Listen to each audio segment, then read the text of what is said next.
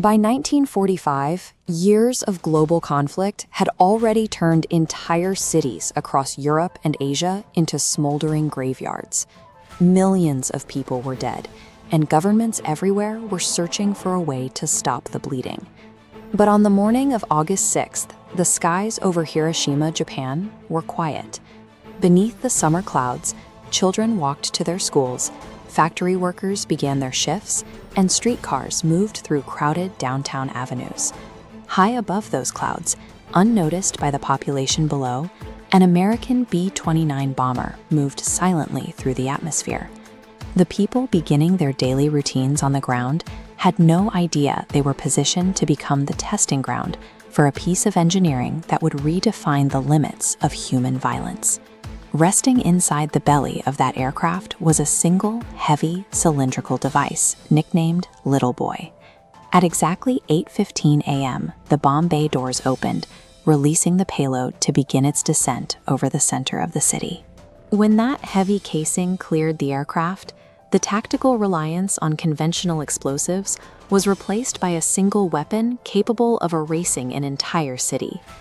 The initial reaction happened in fractions of a split second. A blinding flash of white light, brighter than the sun itself, flooded the city before the sound of detonation could reach human ears. Immediately behind that light came an overwhelming wave of thermal energy. The heat was so intense that the exposed skin of anyone caught in the open burned away instantly. The sudden burst of temperature left a macabre physical record. As human bodies intercepted the flash, their distinct dark shadows were permanently burned into the surviving concrete walls and stone steps than the human brain could register that an explosion had occurred. Tens of thousands of lives were erased. The destruction moved faster than the human brain could register that an explosion had occurred. Trailing the heat was the kinetic shockwave. This wall of atmospheric pressure hit the city fast enough to shatter windows into storms of glass and instantly collapse buildings. In less than 60 seconds, a thriving urban center was leveled. What was once a landscape of homes and businesses became a flattened wasteland of fire, dust, and smoke. This map illustrates the physical disparity of the blast. A lethal circular blast zone expanded from the epicenter, flattening the central districts, while leaving the structures in the surrounding areas structurally intact, but biologically vulnerable.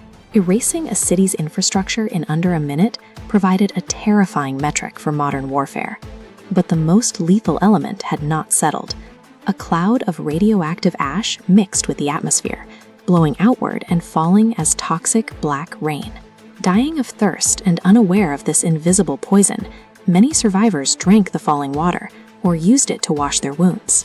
Days later, thousands of people who initially appeared healthy began to show gruesome symptoms. Their hair fell out, their skin darkened, and severe internal bleeding set in, an undeniable biological toll left in the bomb's wake.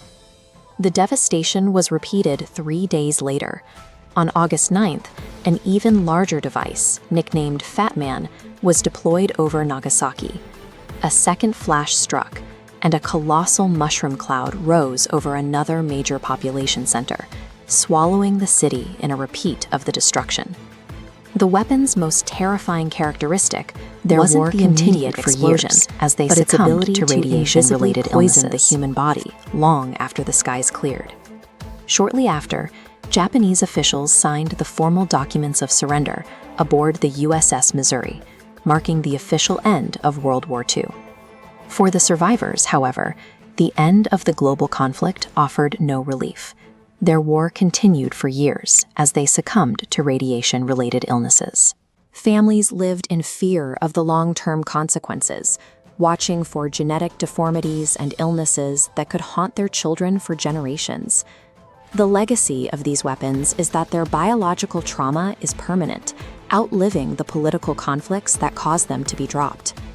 Today, those physical and cultural scars are still visible. Crowds gather at the Hiroshima Peace Memorial Park, centered around the Genbaku Dome, a skeletal building left standing as a physical marker of the epicenter. Historians still debate the geopolitical necessity of the bombings, arguing whether they were a requirement to prevent a deadlier land invasion or an unjustified human tragedy. Regardless of that debate, the physical ruins of Hiroshima and Nagasaki remain as a demonstration of human engineering. They serve as a permanent reminder that we have developed the capacity to turn an ordinary morning into a wasteland in less than a minute.